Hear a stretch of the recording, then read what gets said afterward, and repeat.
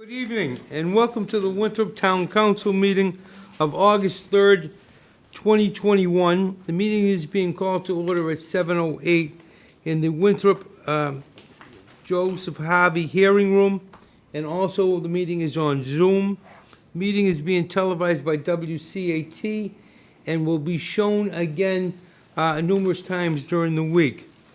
If you want to join us on Zoom for public comment, the number is 1-301-715-8592 with an ID number of 881-9060-8699#. Please join us for public comment. The council had went into executive session and has been in executive session since 6:30. Returning from executive session, and I would like another roll call. Counsel Ruggiero. Yep. Counsel Flockhart. Here. Counsel DeMarco. Here. Counsel Terry. Yes. Counsel Honan. Here. Counsel Conti. Counsel Farino. Here. Vice President Christopher. Yeah. President Boncory. Here, Thank you. there being a quorum, I will call the meeting to order, and I would ask Counsel Flockhart to lead us in the Pledge of Allegiance. I pledge allegiance to the flag of the United States of America and to the republic for which it stands, one nation, under God, indivisible, with liberty and justice for all. Would you please remain standing for 1 minute? And we have a moment of silence, please, for Gina Cerulli. I know many of you knew Gina Cerulli. She was an activist for Point Shirley for many years, and she was always active in helping to run that horribles parade. But not only that, she worked for the school department for quite some time, having retired from there a few years back. And we lost Gina Cerulli last week, and please take a moment of silence in her memory. Okay, thank you.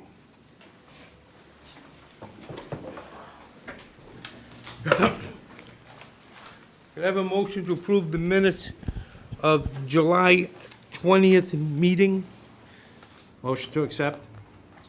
Motion been made. Is there a second? Motion, any discussion on the minutes? Any amendments? Any deletions, corrections?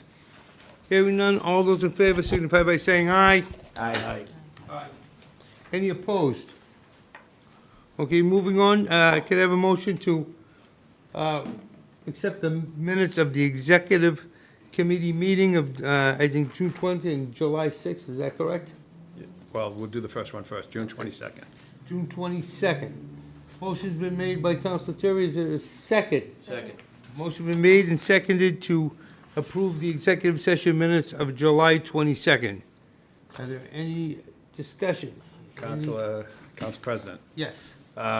just, there has been an amendment already. There's been a few changes that everybody must have, I'm assuming, got today. In one of the sections, it does state, excuse me, it talks about, town council would like to proceed as now considering they are implying having evidence pursuant of a lawsuit with the town. That wasn't implied, that was stated as a matter of fact, that the lawyer had seen evidence and felt that there was warrant of a potential lawsuit. Other than that, I am okay with these minutes. Okay. Do you want to make that correction? Yeah, I would just ask, Yep. Okay. All right. President Boncory, was my change also made to the updated one that the council got? Yes, you were on July 6th. That's on the July 6th one, not the July 22nd. also on June 22nd, it says Councilor Peter Lettieri. I don't want to take any offense to that, Pete, and Councilor Lettieri is not on there at all. Oh, It's a long couple of weeks for you. it has been. Okay. Are there any other corrections? Any deletions? Any additions? Hearing none, all those in favor of accepting the June 22nd minutes of the executive session as amended, signify by saying aye. Aye. Aye. Those opposed? Ayes have it. Minutes are approved. I'll entertain a motion to approve the minutes of a July 6th executive session. Motion? Motion's been made by Councilor Terry. Is there a second? Second. Seconded by Councilor Farino. Is there any discussion on the minutes of July 6th? Council President? A couple of things, Councilor Peter Lettieri is on again. And I would like to recommend that page 1 of these executive minutes be deleted for now because that is still an ongoing situation. So page 1, I think, should be deleted.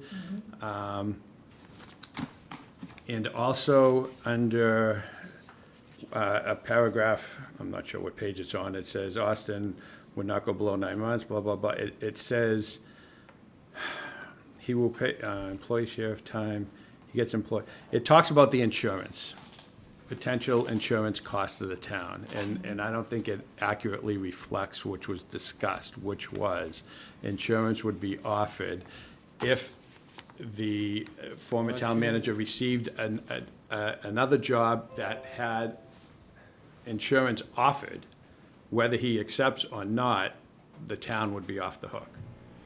I just want to make sure that that is clearly stated in the minutes, because that's what was told to us Okay. when it was voted.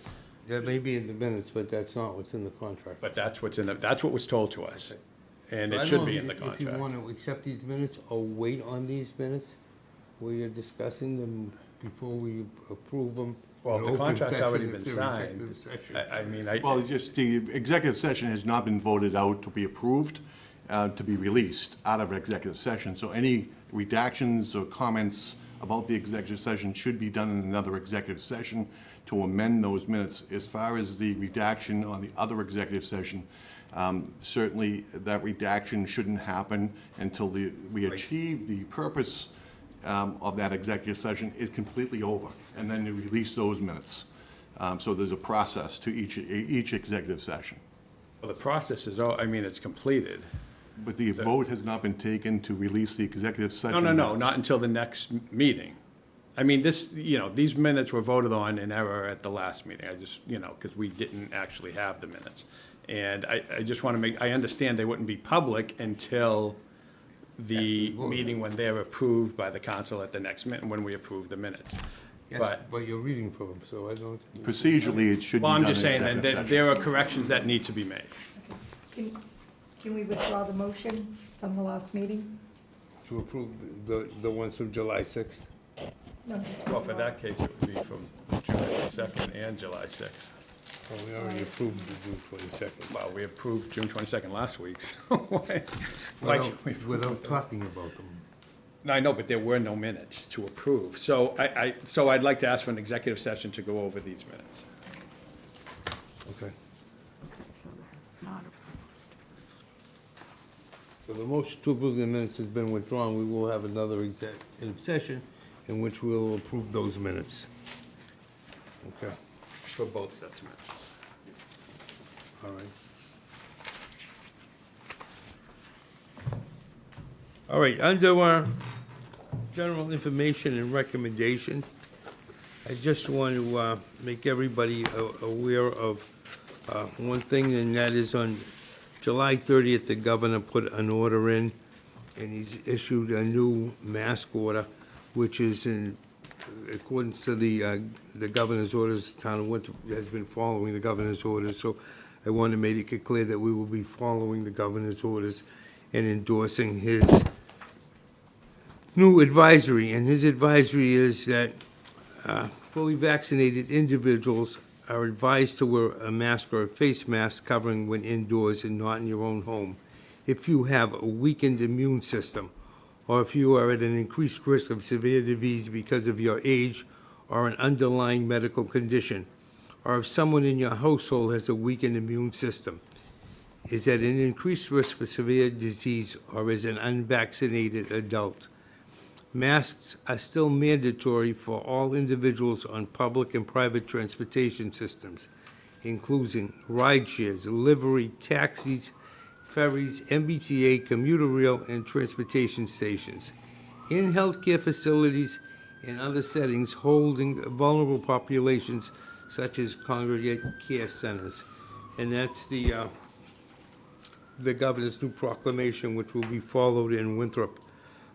Terry, did you want to give the update on the health that Meredith sent, or do you have that, or you want me to do that? I think she was sent to you. Okay, let me get this up there. Okay, currently, there are a total confirmed cases in Winthrop of 2,352 cases, 35 deceased, 10 are now isolated, and 2,307 have been recovered. They've seen an increase in breakthrough cases, meaning those who have been fully vaccinated and have still tested positive. Many of these cases are experiencing mild and moderate symptoms, if any symptoms at all. We encourage any resident currently unvaccinated to get vaccinated. There is the availability at the CVS in Winthrop, CVS and Target in Revere, and many other local sites. The Delta variant spreads has become noted, and that those unvaccinated have become ill with COVID Delta variant experience and become more complicated illnesses and transmit the virus easier to those around them. Current vaccine updates for the town of Winthrop. 77% of the town has received their first dose, and 71% of the town of Winthrop have been fully vaccinated. But please still be careful, we're not forcing anybody to do anything, but, be sensible. When you're getting in a close crowd of a lot of people, wear a mask, and follow the governor's orders on transportation systems, or else you're going to get into trouble if you don't. So please still carry it if you have it, and stay safe. Okay. We have no public hearings today. I will open the session to public comment. I had one person that called me today and asked to be in public comment, and that is John Vitagliano. Since he called me, I will call on him first. John is a member of the Airport Hazards Committee, and he has done a great job. I don't know if you saw his letters in the transcript over the past couple of weeks, but he's been doing a good job battling for us. Hey, John. John. Thank you very much, Council President Montori, other members of the council, Town Manager Terry. Thank you for the opportunity to make a presentation tonight. I'll try to keep it as brief as I possibly can. Regarding a recent public presentation by Mass Port Authority concerning a proposal that Mass Port has for a significant extension in addition to the runway 927, which is the runway that that provides all of the overflights for the Point Shirley neighborhood, takeoffs and landings. This is a very ominous proposal, in my opinion. Wanted to bring it to your attention, express my concerns about it, because again, in the 50 years that I've been involved in this issue, this is one that unfortunately all of us in this town has been aware of and experienced with in some way, shape, or form. And again, I was a little bit concerned that Mass Port chose an opportunity to the end of June to give just a virtual presentation with perhaps 7 or 8 people participating and so forth, and this very potentially important issue. If you have a moment, I'd like to show you as best I can this is the best that I can do for tonight. I'm sorry, it's maybe not the best, but I will get extra copy for you, sir. This is Snake Island, this is Point Shirley, this is runway 927, and you can see at the end of the runway this proposed extension. And it's a safety extension. It's about 650 feet into the harbor for the purposes of providing a safety enhancement for aircraft operations that will be taking off towards Point Shirley that might experience an overrun. And the difficulty with that is that once that safety overrun is completed, there is no direct immediate impact on the town in terms of the number of overflights that it might cause, which would actually be zeros at the outset. But the problem is that at some point in the future, the Federal Aviation Administration could take that extra 650 feet of safety area of safety length and incorporate that into the allowable runway that an aircraft would need for takeoff and for landings, which would mean an increase in flights over Point Shirley. Now, one aspect of this proposed extension, and it will be built on piers, is that it does intrude to some extent directly into Winthrop Harbor, so that the Winthrop property line would be impacted by this proposal. So clearly the town has at least legal standing to deal with this in opposing it to, for a mass board, or a two-mass board.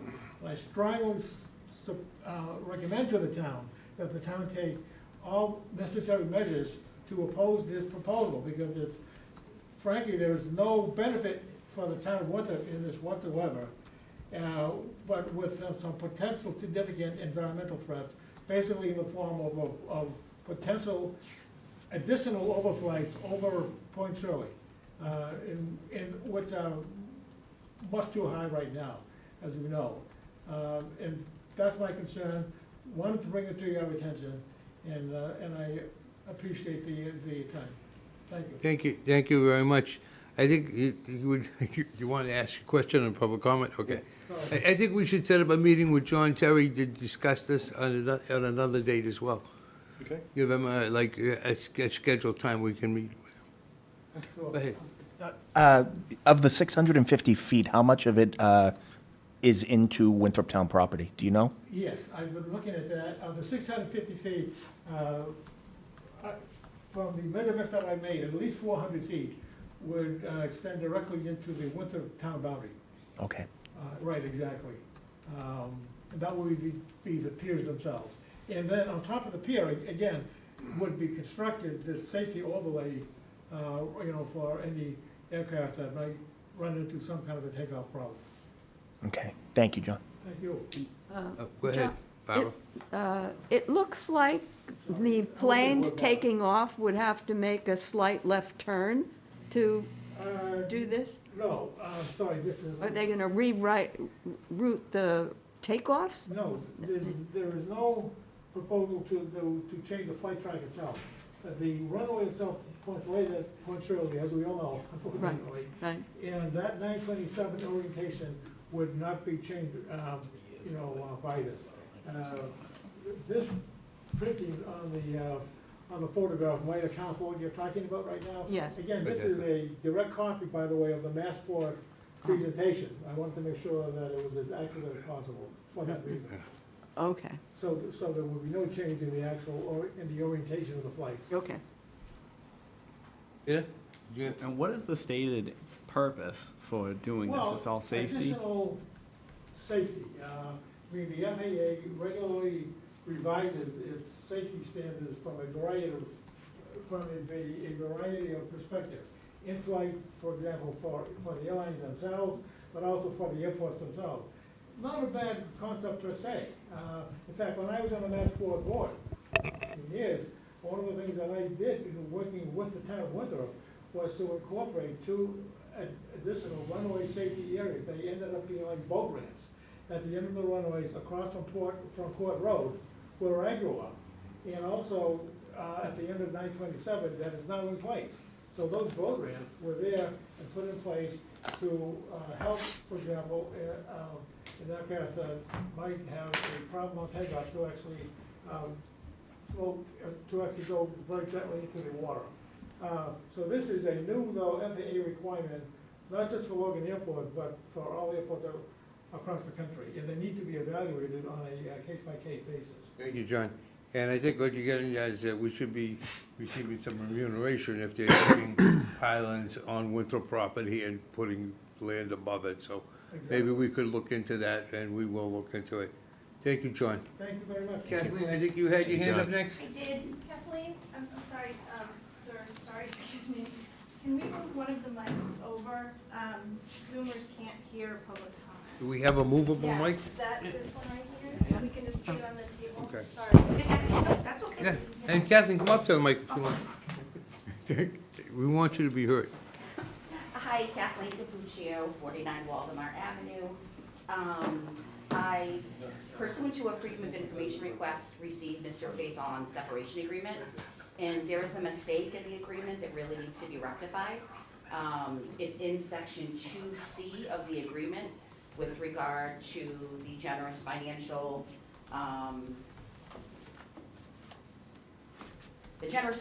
deal that he received. It states, unless otherwise prohibited by law, Faison shall remain eligible to participate in the town's health and dental insurance program for a period of 6 months through January 2023. That is a year. That is a year and 6 months. It should either be, again, usually in a court of law, Scrivener's error, although Scrivener's error's language is not in this agreement. It should be 2022, and that should be amended. Also, I would hope that when our attorneys amend this agreement, we certainly do not pay for it. And I think, there should be a discussion with Copeland and Page or whomever drafted this agreement. Something as important as this is a really egregious mistake, and it really shouldn't have happened. So I just wanted to bring that to your attention. Thank you, Kathleen. Thank you. Anyone else, public comment? Todd? Todd Sagro, Precinct 2. I just want to say it's clear to me that no one read the agreement and that those mistakes didn't get caught, because it took me 2 seconds to find them. So I'm pretty disappointed that of 9 counselors, no one caught that. Thank you. Anyone else, public comment? Jack? Thank you. Jack Down, Precinct 3. I want to discuss tennis courts and other matters, comment on the tennis courts and other matters. Backwards there. A few years ago, I read in the Winthrop transcript on Thursday that the tennis courts, bear with me,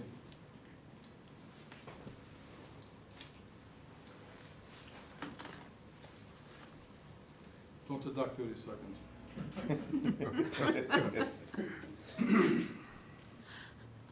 That the tennis courts were going to be removed to make way for a parking lot. Monday morning, I walked to the town hall to talk to then town manager Jim McKenna. He determined that the land the tennis courts was on to be undocumented town property. Of course, that was not true. After research done by a group of very clear-thinking town citizens, we have new tennis courts. And by the way, during my research, I can't find a single inch of undocumented town property. It's not listed, it's not defined, there's no such thing as undocumented town property in the town of Winthrop. I'm going to read some document pages to you. In just these 7 pages, it mentions public playgrounds 5 times. And this was given to the town council at the time of the discussions of the tennis courts being either parking lot or otherwise. The town acquired by purchase of eminent domain purposes for a public playground. The land hereafter described for the purpose of public playground. Some other mentions are recorded with Suffolk deeds. Public playground lots 270, 271, and 272. That's the area of the tennis courts. Authorized and empowered on behalf of the town to acquire by purchase of eminent domain the land hereafter described for the purpose of public playgrounds. On the last page, maybe the second last page. Voted the Board of Selectmen to be hereby authorized on behalf of the town to purchase or by eminent domain for the purpose of a public playground. So you see there's much documented material that you can find for land to be used as a public playground.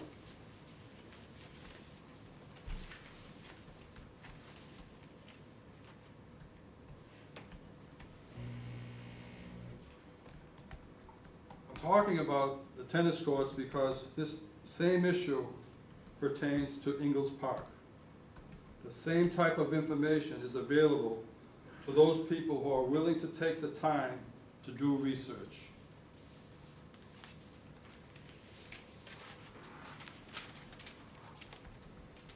I'm going to introduce again the 151 Pauline Street response from the town attorneys.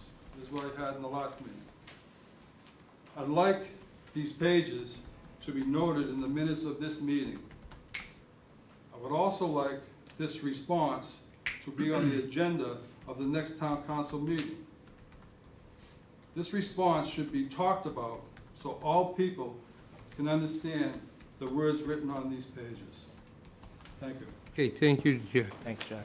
Is there any other one for public comment? Hearing none, we'll move on to We have some. sure, we have Zoom public comment. Yes, we do. Yes, I see Peter Gill, I think, up there. Yes. Peter Gill, are you still there?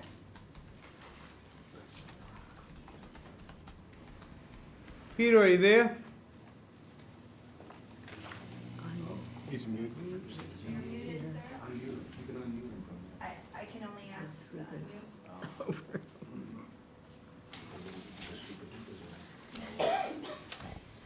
What does he have to press? He's on his computer, so there isn't a phone. Maybe go to Sarah and try him again. Oh. Mr. Gill, you there? Peter, are you there now? Are you unmuted? He is. I can't hear him. He's talking, you just can't hear him.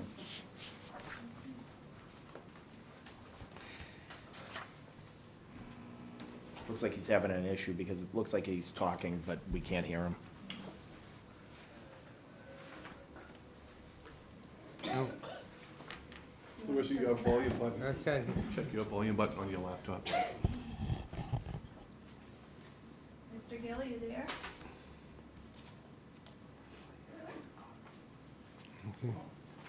Let's go and see if the next one works. And we'll come back to Peter. Sarah Jean Warnes? Sarah, you're on? Yeah,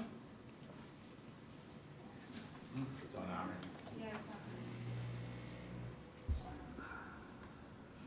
Sarah, can you hear us?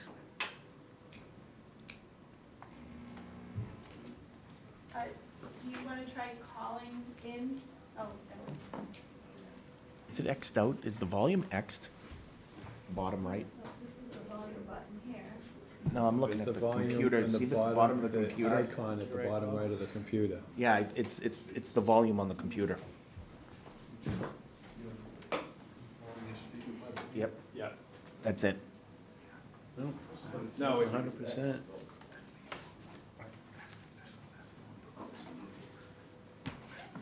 There you go. That should do it. How are you guys able to hear me? Yeah. Yes, yay.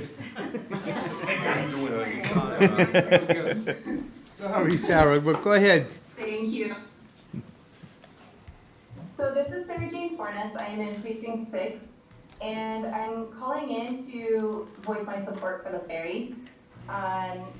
My husband, Robert Morfino, did some research into it and found that in the years 2018, 2019, and 2020, the ferry was able to remain cash neutral or even cash positive by leveraging state grants and managing costs and promoting ridership.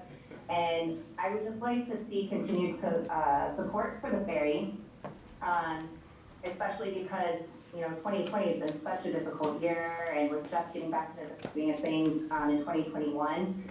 I see the ferry as being a great asset to the town, connecting us with Boston, and I think it's really critical that we keep it operating and serving the residents of Winthrop to realize long-term success for the town. So, thank you. Thank you, Sarah. Thank you. Is Peter back? I'll see if he's still on here. I don't see him on here. He might have dropped off. Okay, are there any other hands? No other hands right All right, Peter, come back on, we'll get you at the end. Oh, I saw a hand. Tim. Okay, none? All right, let's move on, correspondence. I know we have numerous correspondence about the ferry. Yes, we did get, ferry, Save Our Ferry. It's Robert Morfino, Stephen Hines, Sarah Jane Fornes, Julia Wallace, Scott Mahoney Wright, Bob Carroll, Lisa Alberghini, then 2 separate letters in reference to supporting the ferry from Casey Gillette and Christina Wilson. And then we got a letter from Christina Molino about against vaccinated mandates. She would like to see them not happen. Okay, And that's it. all right, that's all the correspondence? Okay. Moving on, committee reports.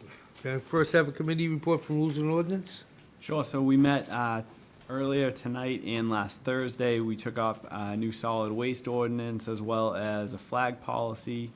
In regards to the solid waste policy, we did some research and recognized that the Board of Health actually has the authority, as we understand it, to set the policy. So what we wanted to do was make sure that we put them in the right position and put the town administration in the right position to set this policy and on the right foot moving forward. So, so we're going to, sort of set the foundation and change the ordinance a little bit, allowing us to take fees like we set in policy earlier this year.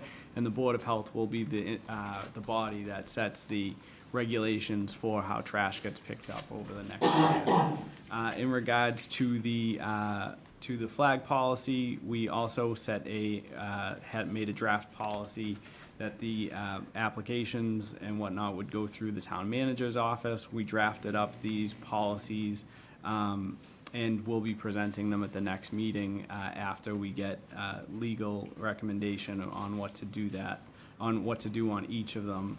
We also took up we brought up, not as an ordinance, but as a potential policy change, a change which would require the town manager to get approval prior to signing certain contracts that are of a certain length or of a certain monetary size.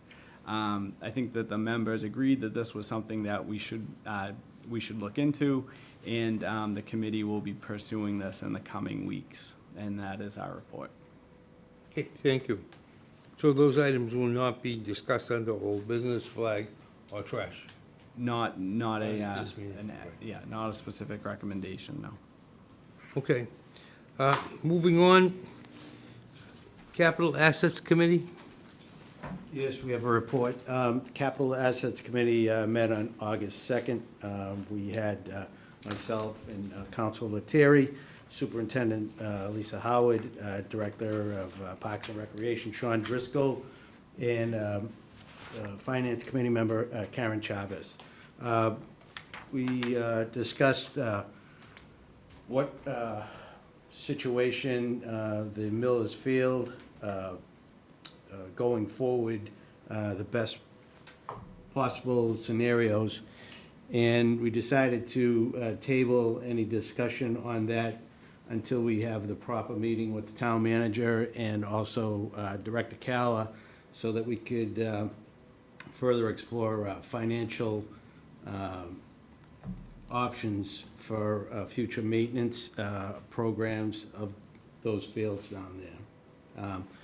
But we did vote to, once the final inspection of the tennis courts is signed off, that the town would, we would make a recommendation for the town to retain that property and have it under the Parks and Recs.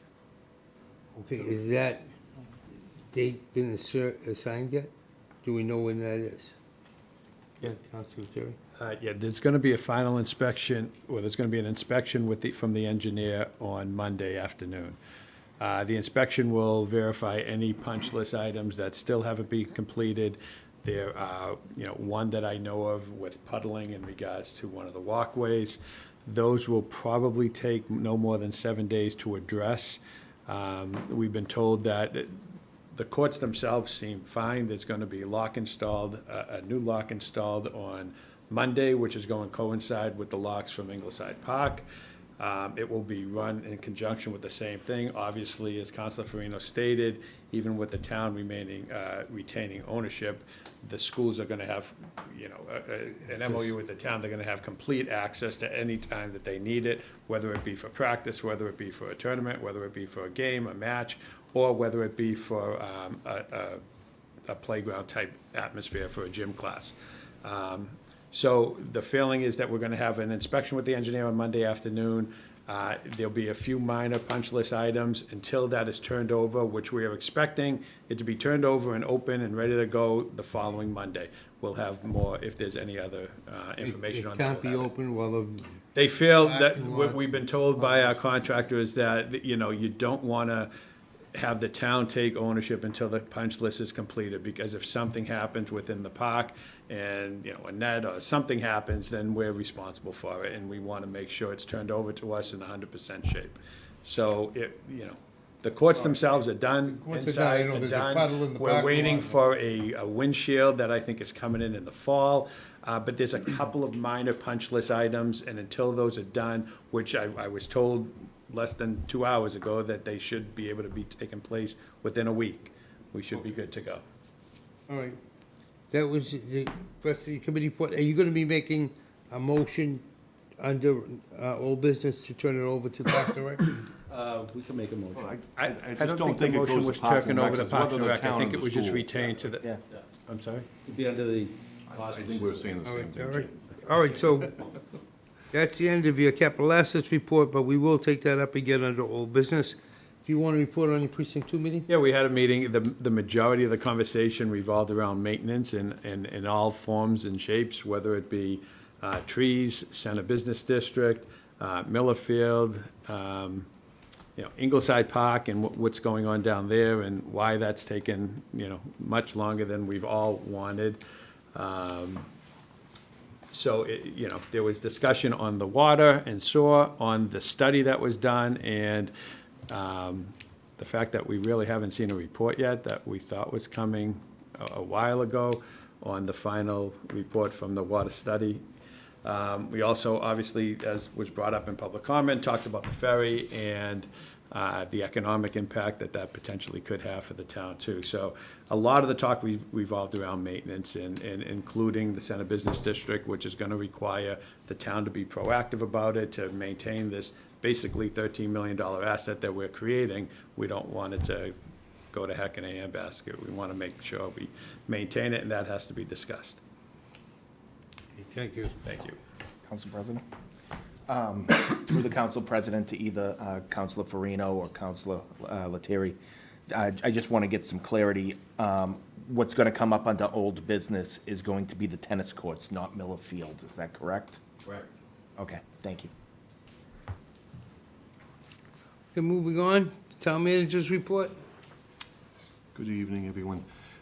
Next week is taking a vacation week. We're going to try that again. Hopefully we'll have more success than the last time I took a Less vacation. trauma. So, yes, Meredith Hurley will be acting in my position. I will be taking day trips that tend to take me out of state and bring me back into state. So I will not be going for long periods of time, but day trips to different states. So as charter requires, I appoint someone to act in my position in my absence. Ingleside Park, as Councilor Lettieri has alluded, I talked to Steve Calla today as well as Sean Driscoll. The playground equipment was being shipped by AB Systems. They are telling me that AB Systems has guaranteed us Thursday delivery and a setup on Thursday. So that does not include the flooring of that park. So you gotta set the equipment first, and then the floor, the ground will be, the rubberized surface will be in place the following week. There has been some delays in the shipping process and the people not having enough people to drive their trucks to ship it. Not just here, but across the state as well. Tonight, I'll have a motion for a loan authorization for an SRF project on Ingleside Park. Just before we discuss that, I would ask you to take a motion to waive Rule 2 of the council rules before you discuss the SRF motion and take any action on that motion. So procedurally, each councilor is supposed to get the motion in hand prior to the meeting. And our bond counsel has said, since we didn't do that, we need to actually have a motion on Rule 2 to suspend Rule 2 that requires that, and then move on the SRF motion. The importance of that is a very quick turnaround time. The state just notified us and only gave us 30 days to respond to whether or not to accept that loan, and it is a loan. It has some principal forgiveness in it, but we're on a very tight timetable. So it would have to be referred out tonight to Finance. Finance would have to make a decision to authorize me or not authorize me by next Monday night. We'd have to advertise their recommendation 7 days in advance before you could take action on the 25th, the meeting on the 25th. If we miss the 25th meeting, we have to respond that we will not accept the loan, and it goes to another community.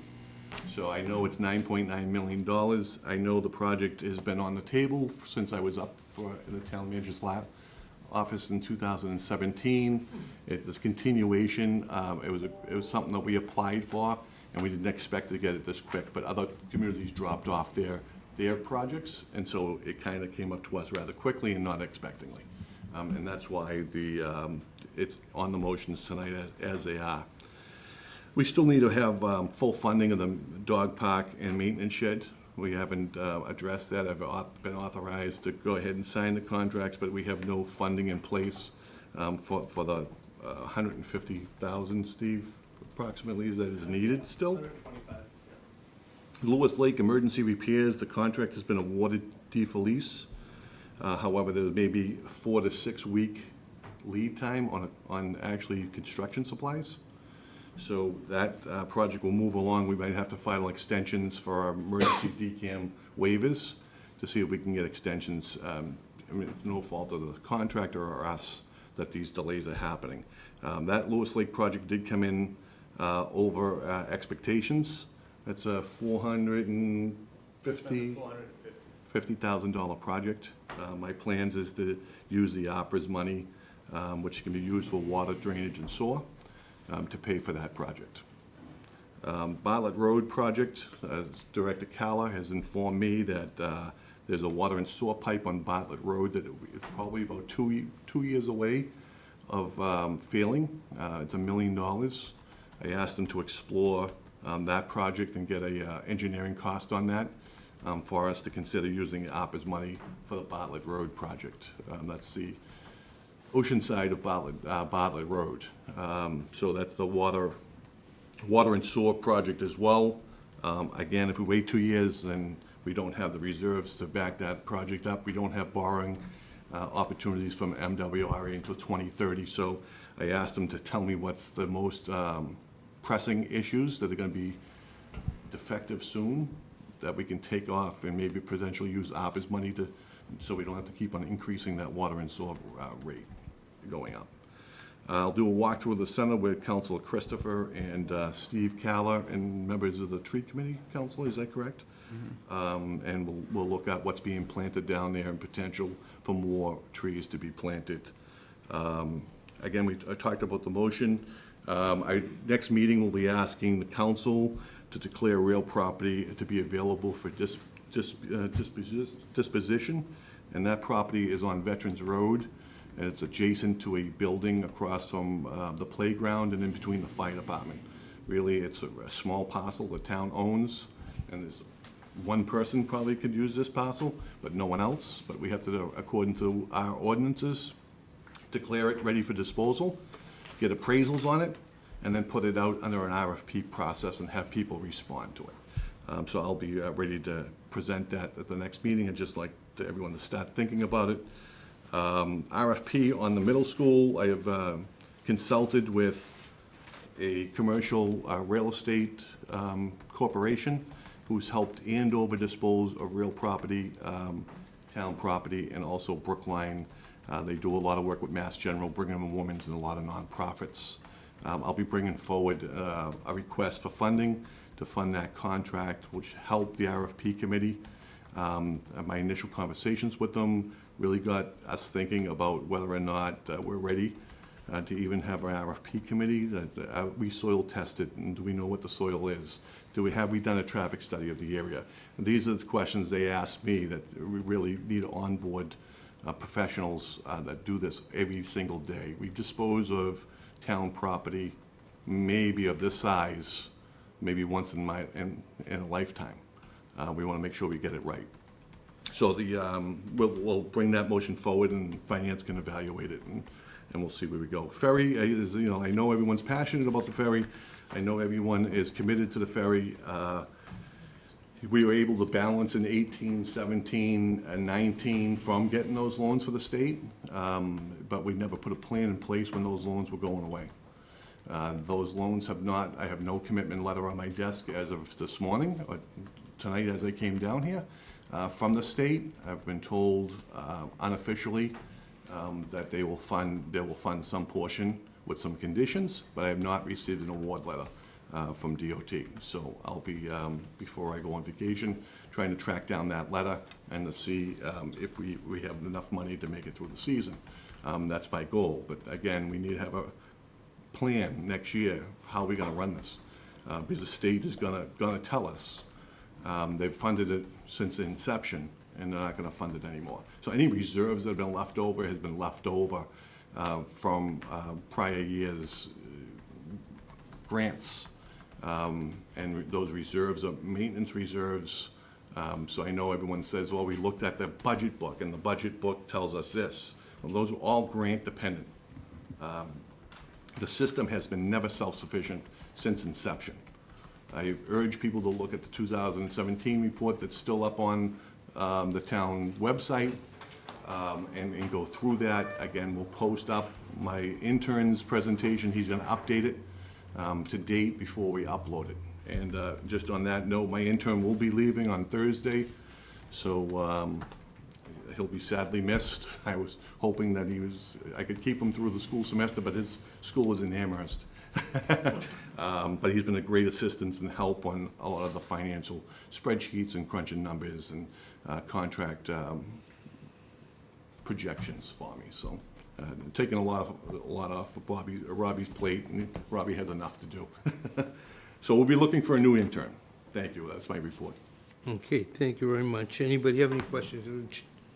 It's just acting town manager. Just a question on that land down on Veterans Road, manager. Yes. So I know last year we had a presentation from the fire station, public safety building study, and that would abut that parcel of property. Is that the one you're talking about, right across from Bolster's? No, this is across the street, almost at Veterans in Cutler. There's two houses and then a cement building. Oh, okay. So it's a that- patch, probably maybe double the size of that table, but same width. Richard, it's about a 5-foot path along Okay. the Veteran Street side of Veteran Street against the buildings. All right, sorry. That's okay, no problem. Anyone else? Just on the ferry, so last time we spoke, we were losing roughly $1,000 a day. So if I can understand you right, you said that we have nothing committed, no commitment from the state, but kind of something saying that they might do something, but they don't know what. When you mean that, you mean just to get through this year? Because my understanding is we never got paid from last year, and we used any reserves we had to balance the book for last year. Just to be factual, last year's request never went in. Right. So you can't receive anything if you don't request it. So it went in April for money from the prior year and this year. So that's the hiccup that we're working through. But again, the state unofficially has said that it's gonna come up with conditions, and Winthrop's gotta figure out what they're gonna do moving forward. Even if we help you fund the rest of this year, we want to plan on how you're funding it next year. So we feel relatively comfortable we're not getting a grant next year. We've Well, been, by the language they're using on the meeting I was at with them, I think they were crystal clear that. and just for clarification, we have put in $450,000 of taxpayer money, and any losses we incur between now and whenever, the town's ultimately responsible for, the taxpayers are ultimately responsible. That's correct. It's an enterprise fund, just like the rink or the Parks and Rec or whatever. So, you know, we have to be cognizant of potential impact to the budget and to the Yes. town. And I am. And I know you are. And I haven't billed Quincy for their use of the ferry as of right now, because I didn't want to enter into a contract, because I didn't know how far we were going to get in the season. So I have that as to balance off if we were to get nothing. Okay. But if I don't get anything by the time I get back, I think we need to make a decision that it's financially not feasible to continue it into September. We're still, we're not losing the 9,000, but we're still losing significant money. We've seen an uptick in tickets, but the ticket sales will never, ever alone No. balance the budget for the ferry. Well, we are in conversations with Quincy and DOT at the same time. DOT Attempted to get one. and Quincy, I had conversations with the convention center as well. So I have a lot of conversations going on and a lot of potential possibilities of, do we become a stop on their ferry service and they get the boat? And how's that gonna look? Are they willing to give us money to stop over at their dock? So we're trying to squeeze every angle, but everyone's squeezing the same angle. I talked to someone who's just going into the ferry business, the convention center out of East Boston in September. And they were hoping the businesses would contribute, but now the businesses have the COVID year. They don't have as much money as they would have probably given for that ferry to operate. So everyone's looking for money for ferry services. Thank you. And just one more follow-up, just for clarification, if not, for nothing else, we talk about ARPAs and how we have, a significant amount of money that can be used for certain things that we're still kind of getting formulas on. Is lost revenues one of those things, and potentially, did we have lost revenue? Well, obviously, we had lost revenues because of the pandemic. Is that something that's been looked at for the ferry? The lost revenue for the ferry, no. Okay. So we look at lost revenue for the actual operating budget, general fund. Yep. What we brought in, that we didn't bring in, what we brought in the prior year to the full fiscal year prior to the pandemic, and what we brought in the pandemic year. And that's where our lost revenue. So we're working through those numbers to see how much lost revenue. Again, this is one-time money. Potentially you could use it for Right. that It's one-time not expense, not but for we still reoccurring have a events. structural hole in that budget that will be needed. But then we're also making decisions, not based on need, but based on, enjoyment and leisure, when we have streets, sidewalks, water mains that need to be replaced. What's the best use of that money? Agree. Thank you. Thank you, Terry. As far as the school committee report, the school committee met last night here in this room. We met the new CEO, whose name is Noel Velez, and it was nice to meet him. He is the new business manager, and he is starting on July 19th, and he's got right to work. Susan Eccles has been helping him and stayed on just for training purposes, and it's going well. The summer programs are running well. We have approximately 150 students participating in reading and math support programs to prepare for the start of the 2021-22 school year. Riverside Trauma Center is providing trauma groups and meetings for approximately 15 students who are in need of support after the events of the June 26th tragedy. Riverside Trauma Center is also identifying and arranging for trauma-informed learning groups for students and staff all during the coming year.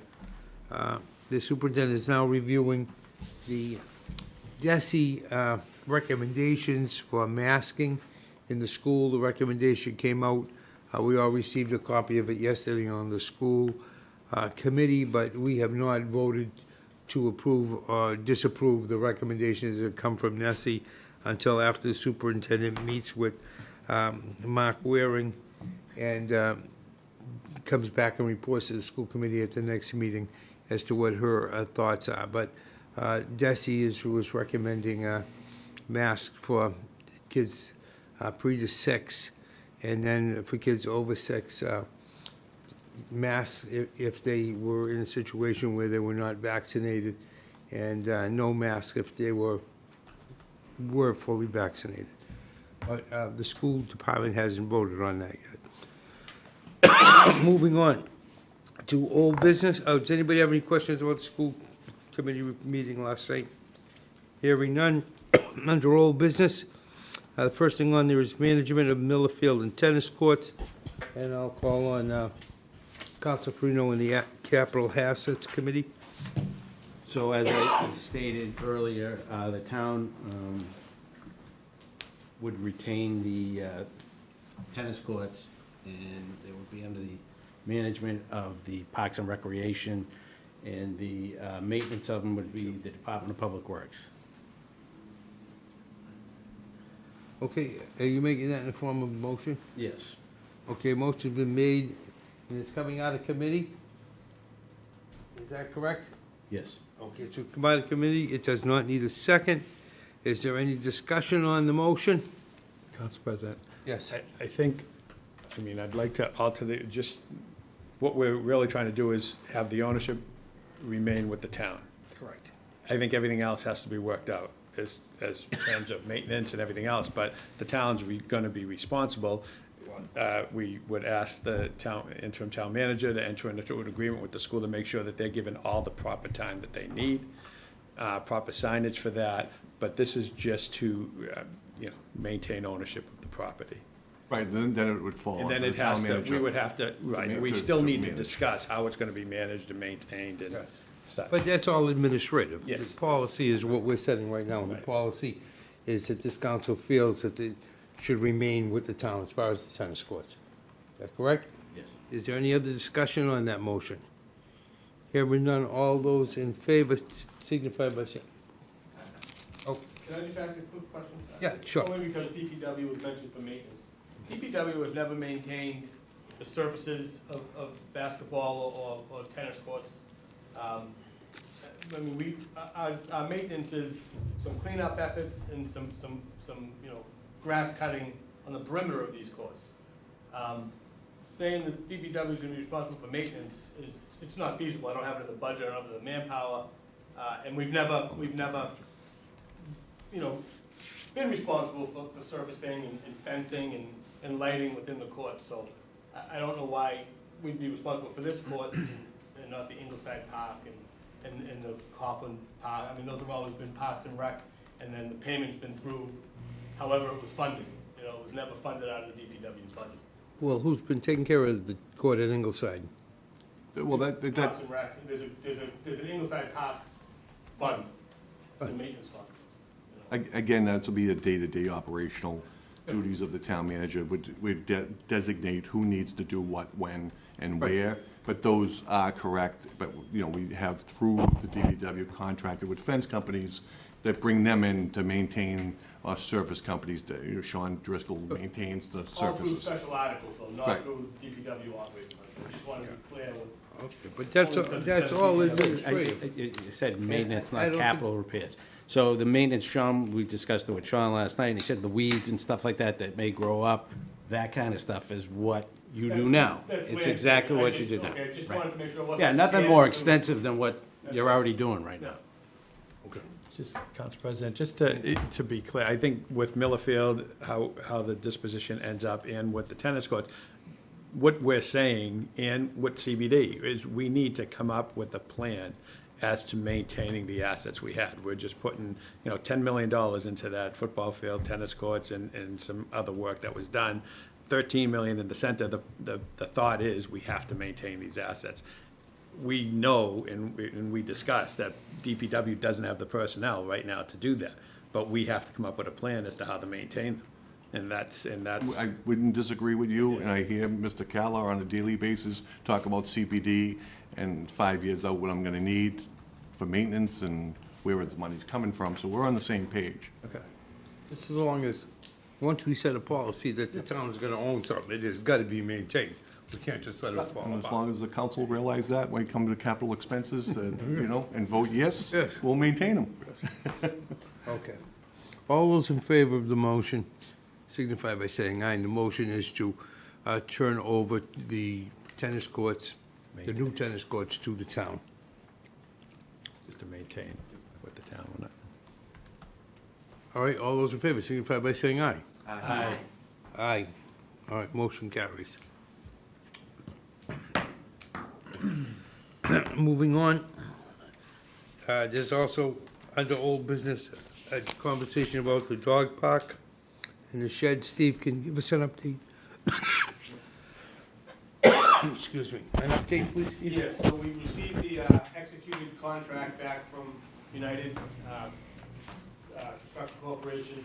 Will be, the town will be asked to sign our side of the contract. I did speak to Ryan Gare, the project manager for United, and they're eager to get on site and get going.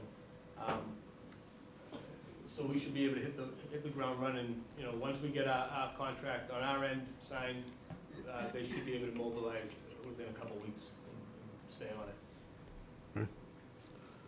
All right, and you have any questions for Steve? So we don't have to do anything right now. Is that correct, as a council, you We don't don't need? do No, anything right now. no, I Well, would disagree with that. Yeah, Point. we need to have money. You need before- funding. Oh, you need to fund it, yeah. 120. You've agreed to fund it, you just haven't identified the funding. Right. Okay. Thank you. Yes. Is this, have we identified that? Is it We have coming not. out of finance? And at terms, and I'll state now that I'm asking for a finance committee meeting Monday night, the 9th, I guess, August, at 6 o'clock. I think there's a licensing committee at 7, so we'll be at 6.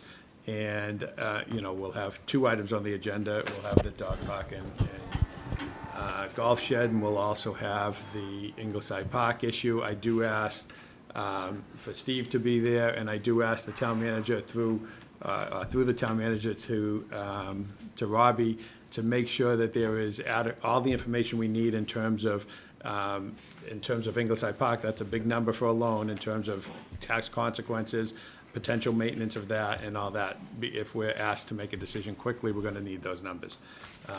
And just to go back on with what Director Calla had said, that the thought is to be able to start the dog park golf shed in relatively short order, but it could take until next spring to be completed, correct? Yeah.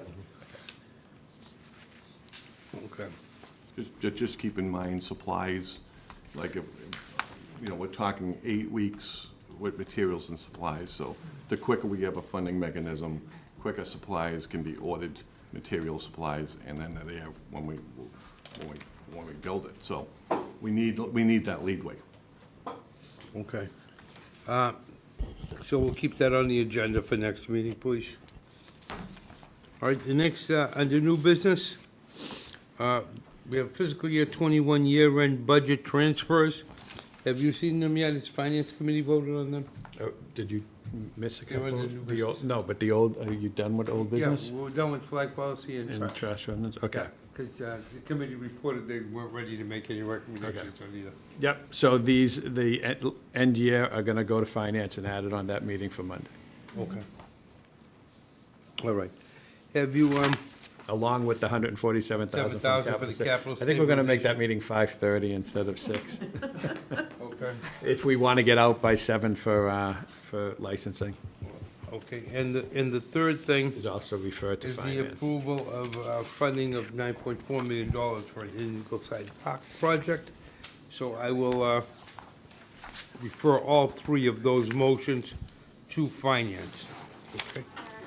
And the final thing on new businesses, I have an appointment, and that is an appointment of Kimberly Hirsch of 144 Winthrop Shore Drive to the Planning Board. Kimberly is the Executive Director of Massachusetts Community and Banking Council which is a nonprofit striving to increase mortgage lending and small business lending to low and moderate income individuals. She has a master's degree in business from Johns Hopkins University, and when I spoke to Bob Carroll after the last appointment, he asked for someone with skills in finance or banking, and this person fit perfectly. So I'm asking for the appointment of Kimberly Hirsch as a member of the planning board. Okay, so the council president has put the name of Kimberly Hirsch into nomination for the Commission for Diversity, Inclusion, and No, Community. planning board. Oh, it says, No, I said planning board. well, this says something different. Oh, that's okay. Okay, it's for the planning board. So, is there any discussion on the nomination? Seeing none, all those in favor of the... No. I don't believe it does. Seeing none, all those in favor of the nomination, please signify by saying aye. Aye. Thank you.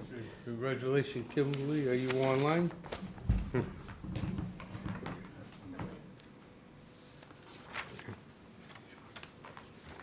All right, moving on. We are now back into public comment. Does anyone have any public comment in the audience? Jack again. Thank you. As far as the maintenance on the tennis courts, the greatest factor for maintaining a tennis course is to keep the storm drains clear so that water doesn't build up and freeze. So that's the most important part of maintaining a tennis court. As far as the ferry is concerned, I've asked this question to a few people, and you know, people are breaking down big numbers, 500,000, 150,000 a year for the last 3 years. What it's going to project next year? Who knows what's going to happen next year? I'd like to know the figure per taxable unit for the last 3 years. How much does it cost per taxable unit to run the ferry for the last 3 years? You mean taxpayer money? I'm sorry. 5,700 taxable units in the town? Is that correct? But are you? There's been no money used from taxpayer money over the since 2018 on the ferry. There's been no money used from taxes? From the general Tax fund, revenue? from tax revenue from the town, correct. So- From any funds All from right, the so town. projecting outward, if we need $200,000 next year to run the ferry, who knows what we're gonna get from the state, et cetera. If it's a factor of 200,000, how much is it, 200,000 per taxable unit? I'm good at math, I don't know that off the top of Well, my it's a head, question but I've it's, asked before, and you can do numbers like that. Yeah. So maybe the next time you think about it, if you could do that, thank you. I broke it down at $150,000 a year for the last 3 years. Someone mentioned that the town paid for the ferry. And I I just- divided yeah, just 5,700 into clarify that. $150,000, it's $30 of the taxable Okay. unit. Yeah, So it's- something like that. 40 times 5,000 would be 200 grand. All right, good enough. As far as the money for this, the RFP, is that what it is? No, SRF, for the Ingleside Park. $2 million gallon. Steve? There's I don't have the plans. the capacity of the storage tank underground, I don't wanna quote right now, but it's over 1 million gallons. It talks about enlarged piping, it talks about a potential pump station, All right. upgrades to Donovan's. I was at the presentation, December 5th, 2019, of this project. It started at Donovan's Beach, and to understand that is a whole different matter. But then there was gonna be a 2 million gallon storage tank under what is now the baseball field of Ingles Park. And at the time, the projected cost was $15 million. On this piece of paper, it says you're gonna get a loan for 9.4. Terry mentioned 9.9. And I'm wondering if we're using the same plan as was presented December 5th, 2019, where does the discrepancy come in? You know, from 15 million down to 9.9 and 9.4 dollars. I'm not sure if it was lessen the tank or whatever the case may be. So are there written plans, are there engineered plans for this project right now that people can understand? Yeah. I would suggest that at the finance committee meeting when he has it next Monday, because he'll have all the people there that will be able to answer the questions. But so the main what they're question looking is- for is all right. 9.4. I know what, I'll attend that meeting. the main question is, you thought it was 15 million before, why is it only 9.4 I didn't think million? it was. That It was. yeah. Now it's only 9.4, you want to know why it got cheaper instead of more expensive like everything else, right? Well, if we can see And the I plans, we don't can know. understand the plans. Are there plans drawn up for this? There for was this a project? construction estimate previous, the 15 million, you're right. It was a range, it was actually 11 to 15 million was the range. They did a feasibility study through another grant, and that feasibility study basically let you know what could and could not be done. From that feasibility study, a SRF application was submitted for $9.9 million. It was approved by the state. 9.4. Again, there's, the engineering has not been done, engineering is not covered under the SRF loan. But there is engineering still to be done. We're not shovel-ready, but we've done a feasibility study. The Woodard and Curran has proposed language in this, from the study, and then it will be designed off that application. So there's still work to be done. There is not a as-built or a set of construction plans at this point.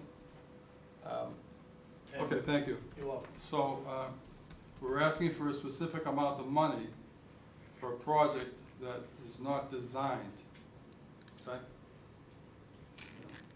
I would think you'd want to know exactly what the project is to ask for the amount of money that you need. Thank you very much. You're welcome. Just for clarification, we're asking for a loan authorization. Correct. Before we can proceed with anything else, I need the loan authorization. If we're not willing to do the loan authorization, they'll pull the project and move on to another community. And so I just want everyone to understand the process. Certain things come before the others. We know that. All right, is there any other public comment? Anyone in here, Kurt? Yeah, I'll make it kind of quick, brief. Kurt Millar, Precinct 2. I want to touch on two things. I know Councilor Terry brought up the maintenance. I'd like to tie in the grants that we get to maintenance. All too often we get grants, one-time stuff, make things beautiful, but there's no plan for it right after. I know there's discussion of wanting trees planted. It's great if people donate to it. It's like getting a grant. You get that instant money, we can do it. What's the plan after? So I put it to the council to say, before we accept any money, what is the maintenance plan that goes along with it? It's great to take that money, it's great to have it, make things look pretty, but how are we gonna afford to keep it up? Sometimes those the grant money that you get isn't worth the long-term cost for certain things. Some things I know we need. Want to touch on the ferry. Yes, I'm very vocal about the ferry online. I think my point is that yes, we have sunk a lot of money into the ferry over the years, but one of the biggest things is a lot of people don't understand how to get the information on how much town funds were put into the ferry. So a lot of people are unclear that the town has put in, I think you mentioned 450,000. I remember 500,000 plus the additional funding to actually get the ferry up to, we'll call it code. Because that was separate, in a separate fund, I believe, at one point. So I think the total, from what I was calculating, digging into everything, was around 700,000 of taxpayer money for it. And trying to find the breakdown online is really tedious. You have to really dig back over time. So I looked at the different budgets from different years. You can see it on 2017 is the biggest reference I saw, where we saw funding going in. If you look at the online website, we have a February report up there from 2017 that'll tell everything that happened prior to 2017, where the money come from, and then we'll update it with Paul's, my intern's presentation, once we get that information updated. I We'll think send it that'd up be this very week. helpful for, we've had a lot of discussion back and forth online about where the funding came from, and there's some people who are saying, oh, the town didn't put any money in. Oh, no, we put a lot of money into this ferry, and it's the third ferry. So I don't know exact the funding for the other ferries that we've already put into that didn't really take off either. So those are just the 2 points I just wanted to bring up. Thank you. Thank you, Kurt. I see Peter Gill is back online. We have Karen Peter, Chavez is he first. available to speak now? Well, Karen Chavez is first. Oh, okay. Karen? Mr. Council President, Yes, Karen, how are you? I am good. Karen Chavez, Precinct 2. I don't know where to start. I don't know what SRF means. Steve, you want to? It's State Revolving Fund. CWSRF is Clean Water State Revolving Fund money. So that's just the name of the source of the money, That's correct. not the actual name of the project. That's correct. Okay. As far as the ferry is concerned, nobody has to guess how I feel about the ferry. Since the reports from the town manager, the interim town manager came out in 2017 or 2018, I'm not sure which it was, because I do have that report. He was of the impression then that the ferry should be shut down. I still believe that the ferry should be shut down. They're using retained earnings to keep the ferry going, which was about $30,000, which is not gonna benefit anybody in the long run. And I can't see that any ticket sales are going to help to keep this ferry afloat for much longer. Kurt Millar was exactly correct when he said that was $500,000, that was a deal between Jim McKenna and the then enterprise fund to help to fund the ferry enterprise fund to keep them going for a while. And he's also correct in the saying that when the ferry was delivered, there was some navigational equipment that was not there that the town had to supply. As far as Quincy and the Department of Transportation is concerned, I can't see that they're probably even gonna try to help us, but that's a whole other story. Middlefield, I know there was a meeting last night, which I did attend. It was brought to the attention of, the committee last night, and I don't know how far this is gonna go, that there's a hump at the end zone and a hump in the track. I know nothing about that, even though I am the chair of the finance committee of that Middlefield committee. And the fence on Veterans Road has never been high enough. And now come to find out, there are people hopping that fence. They get up onto the guardrail and get over that fence. So I'm wondering now if the Middlefield committee is gonna have to do something about that fence. So even with the little bit of money we have left, we may be spending it all. As far as the tennis courts are concerned, Chuck Adam called me this afternoon to give me an update on the tennis courts. He told me that there will be a walkthrough next week with he and HMFH. And the tennis courts are ready to go except for a few things on the punch list. The shed has been ordered. Monica Ford did sign the RFP for that, has been ordered, and will be delivered September or October. You know, we got a lot of things going on right now. I don't know where to start, where not to start. But anyways, you guys got a lot on your plate right now. So please take heed and follow through with the things we do have going on. Thank you.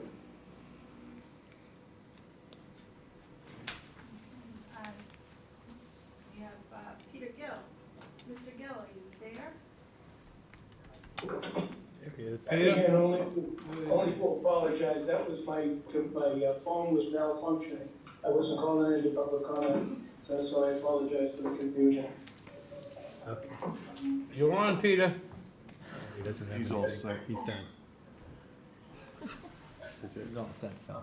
It was a mistake, he didn't have any. Mr. President, if there's no more public comment, I'd like to see if you entertain a motion made by one of the councilors to refer it back to new business, to take up the motion to suspend Rule 2 before we can refer that.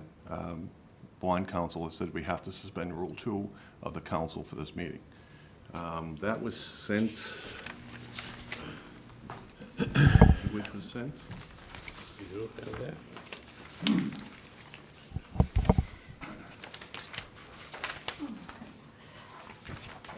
Yes. 12B. Sorry, which rule?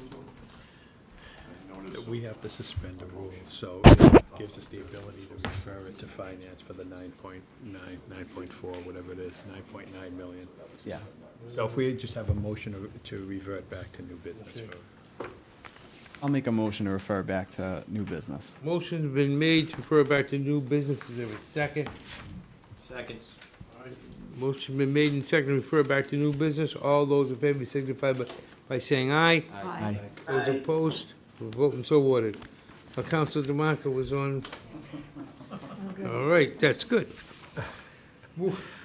Council President, I have a motion that we, move that the requirements of Rule 2 of the Rules of the Town Council relating to the submission and inclusion of items on the agenda for consideration at town council meetings are hereby waived with respect to the proposed loan order authorization, a borrowing for the Ingleside Park Drainage Project in order to meet a deadline imposed by the Massachusetts Clean Water Trust to be considered for approval of low-cost financing of the project by the trust.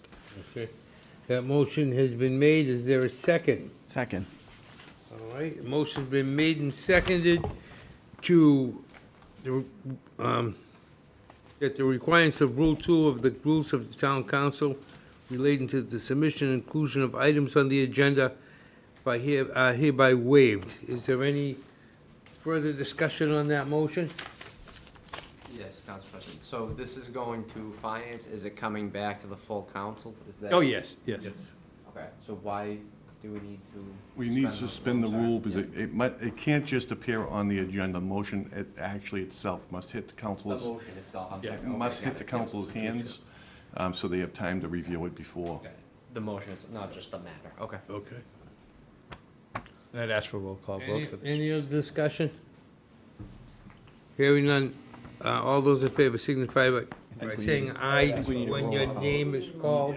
Sorry. Can we finish? Council Ruggiero? Yes. Council Flockhart? Yes. Council DeMarco? Yes. Council Lettieri? Yes. Council Honan? Yes. Council Conti? Council Farino? Yes. Vice President Christopher? Yes. President Boncory? Yes, motion carries. Thank you. All right. There being no other business, are there any public relations, upcoming events any council wants to talk about? I know that the Winthrop Meat Market is doing an appreciation night for the police and fire department on August 4th, which is tomorrow night at 5:30 to 8 p.m. And it's gonna be quite an event. There's hot dogs, hamburgers, police, bicycle helmets, and department, all the works. Fire department will EMS. be there, buses. There is also, I believe, on the next night, a art in the park or a concert in the park down in Ingleside. I think it's an oldies night with Howie Connolly and his group, and that is free of charge as well. And then a Arbor Party fundraiser for trees that is going to be held at the E.B. Newton Cultural Center on August 7th. So there's plenty to do. People in the town of Winthrop, get out and meet your fellow residents and partake in these three good events. Can you just say Tracy. the Arbor Party that's going to happen on Sunday, August 7th, from 1 to 4, I'm sorry, Saturday from 1 to 4. They're going to have speakers, they're going to have music, and they're going to have a ferry building area, so, a ferry house building area, so that should be fun. Hope you all can make it. Okay, thank you, Tracy. Anybody else have anything else? Hearing none, I'll entertain a motion to adjourn. So moved. Motion is made and seconded. All those in favor signify by saying aye. Aye. Those opposed, meeting is adjourned.